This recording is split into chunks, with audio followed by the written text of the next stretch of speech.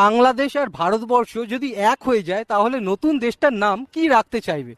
Bengal tiger. আমরা সবাই আমি বলবো যে সোনার বাংলা, যেটা আগেও ইন্ডিয়া এবং বাংলাদেশকে মিলিয়ে বলা হতো। আমাদের বাংলা দুটো জায়গা মিলিয়ে একটা নতুন তৈরি হচ্ছে, যেটা আমরা মানে ওরা আমাদেরকে একসেপ্ট করবে, আমরা ওদেরকে একসেপ্ট করবো, ওদের কালচার আমরা একসেপ্ট করবো, আমাদের কালচার ওরা একসেপ্ট করবে, এক হয়ে একটা আমাদের বাংলা তৈরি হবে।